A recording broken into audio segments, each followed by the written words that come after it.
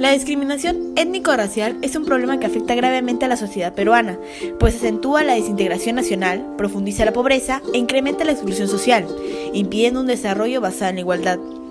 Diversas investigaciones realizadas en el país han señalado que este tipo de discriminación sería la mayor causa de pobreza y exclusión de los pueblos indígenas y la población afroperuana. En el Perú existen muy pocos procedimientos administrativos o judiciales iniciados por motivos de discriminación étnico-racial, pues es percibida como una situación normalizada.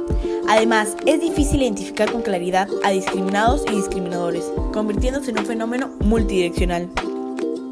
Otra dificultad que existe en el Perú es que las personas no denuncian haber sido objeto de discriminación étnico-racial. Esta situación se explica por diversos factores como la vergüenza de denunciar tales hechos, la negación, la normalización del racismo, el descontento de los mecanismos de denuncia y la ausencia de una cultura de sanción social contra la discriminación.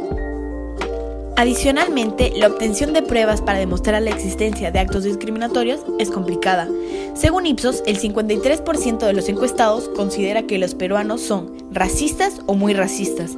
Solo el 8% se reconoce como racista y el 31% de los peruanos han sido discriminados en los últimos 12 meses. Racismo, ideología basada en que los seres humanos podemos ser categorizados en razas. Esta categorización se fundamenta únicamente en características físicas y o biológicas de los seres y postula que dentro de esta categorización existen algunas razas superiores a otras. La Convención Interamericana contra el Racismo, la Discriminación Racial y las formas conexas de intolerancia postula que el racismo es cualquier teoría o doctrina que enuncia un vínculo causal entre las características fenotípicas o genotípicas de las personas y sus rasgos intelectuales y culturales. Es decir, las razas humanas no existen, ya que son una construcción social y no una característica biológica. Las causas del racismo en el Perú no siempre son tan evidentes como se suele creer. Existen diversas clasificaciones, como las causas ideológicas, que son un conjunto de ideas formadas y transmitidas de generación en generación, que parten de hechos como la colonización e imposición de cultura. Las causas etnocentristas, que tienen como premisa que los hombres que no están en la etnia de nosotros pertenecen a la etnia de ellos, sobre todo si son de linaje dudoso o están mezclados con otras razas, como por ejemplo los criollos. Las causas pseudocientíficas, por ejemplo, en la historia peruana, Agustín Gamarra lo usó para tergiversar conceptos de biología evolutiva, sosteniendo que los indios no debían votar por una incapacidad natural.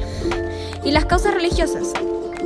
Hoy en día, debemos ser conscientes que no solo los hechos históricos influyen como causas del racismo, sino que este se difunde a través de los diferentes medios de comunicación y de las redes sociales al no representar la diversidad de la sociedad multicultural. La globalización y los avances tecnológicos permiten su propagación de tal manera que escapa del control de los estados de diversos países. Sin embargo, también existe la posibilidad de la presencia de gobiernos antidemocráticos, poco y deficientes, donde los grupos racistas actúan y no cooperan para lograr una coexistencia pacífica. Bueno, ahora hablaremos sobre las consecuencias del racismo. El racismo ha tenido efectos perniciosos que se han visto a lo largo de la historia. Entre los más peligrosos se encuentran genocidios. La limpieza racial ha sido perpetrada en matanzas como las ocurridas en el Holocausto, quizá menos conocidas pero igual de masivas, como por ejemplo en la masacre de Nanking y el genocidio de Ruanda. Apartheid. Un ejemplo es el de Sudáfrica, en el que a los negros se les negaron sus libertades plenas. En los Estados Unidos hubo un régimen muy similar, en el que ni siquiera podía haber matrimonios interraciales. Esclavitud. Práctica muy habitual durante la época de la colonización europea y que perduró hasta el siglo XIX. División y desigualdad social. El ejemplo más práctico está en el sistema de castas impuesto por la corona española en sus dominios americanos, en el que las castas superiores tenían mejores condiciones socioeconómicas que las castas inferiores, que estaban mayormente compuestas por indios y negros. Para concluir, vamos a presentar dos ejemplos de racismo. Al momento en el que términos como serrano, indio, cholo se usan como un insulto, automáticamente estás jerarquizando tu posición ante una persona. Como si el ser cholo, refiriéndose a la sierra peruana, fuera algo malo e inaceptable. Las personas cholean a diario, convirtiéndose en algo cotidiano que no es correcto. El caso del racismo hacia las mujeres indígenas es particularmente urgente atender en nuestro país, porque los estereotipos racistas en los medios de comunicación hacia ellas son muy fuertes y persistentes.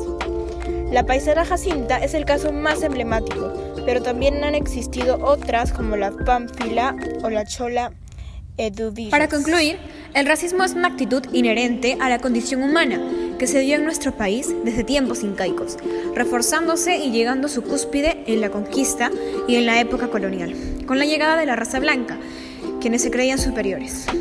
Al mismo tiempo, se manifiesta en todas las áreas de nuestra vida, truncando especialmente el desarrollo personal de los jóvenes. El racismo en nuestro país pluricultural se da de todos contra todos y de una misma raza contra sus iguales. El peruano no está consciente que es racista y que el racismo es un problema grave que se tiene que solucionar, en pro de ser un país realmente democrático.